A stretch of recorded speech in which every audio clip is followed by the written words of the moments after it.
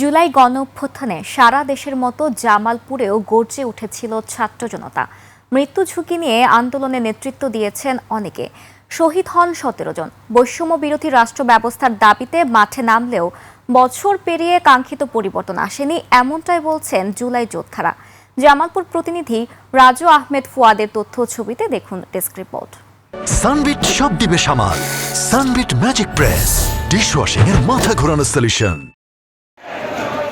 2024 সালের 8 জুলাই গণ অভ্যুত্থানে এভাবেই গর্জে উঠেছিল জামালপুরে সরকারি আশিকি মাহমুদ কলেজের শিক্ষার্থীরা।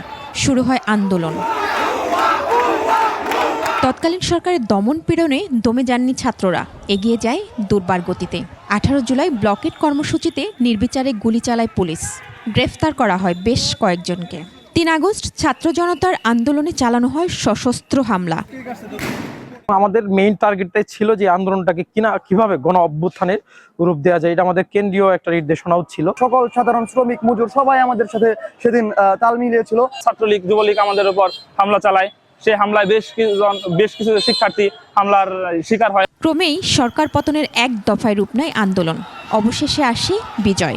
তবে দেশ স্বৈরাচার মুক্ত হলেও কাঙ্ক্ষিত লক্ষ্য পূরণ হয়নি, আক্ষেপ জুলাই যোদ্ধাদের। আমরা আন্দোলন করেছিলাম যে আমরা একটি সুন্দর ভবিষ্যতের নতুন বাংলাদেশ গড়ার, যে বাংলাদেশের মানুষ তাদের কথা স্বাধীনভাবে বলতে পারবে। যে স্বপ্ন নিয়ে তারা জুলাই অভ্যুত্থানে নেমেছিল, তারা রাজপথে নেমে বুকের তাজা রক্ত ঢেলে দিয়ে বাংলাদেশকে দ্বিতীয়বারের মতো স্বাধীন করেছিল। কিন্তু জুলাই পরবর্তী এই বাংলাদেশে আমরা তার প্রতিফলন খুব একটা বেশি দেখতে পাচ্ছি না। যারা এই ভাঙচুরের সাথে জড়িত ছিলেন তাদেরকে দ্রুত গ্রেপ্তার করে দৃষ্টান্তমূলক শাস্তির আওতায় আনা হোক। বছর পেরোলেও দোষীদের বিচারের আওতায় আনা হয়নি বলে হতাশ শহীদ পরিবার। আমার ছেলের নাম সবুজ, তারা 2টা ভাই, বড় জন আছে, ছোট জন 5 আগস্টে মারা গেছে। পুলিশ আইনের লোক হয়ে সে কেন বেআইনের কাজ করলো, এভাবে আমার ভাইটারে নির্মমভাবে হত্যা করলো, এর বিচার আমরা চাই। কোনো উদ্যোগ নিচ্ছে না, বিচার কার্য নিয়ে আমাদের জুলাই সনদটা পর্যন্ত দিচ্ছে না।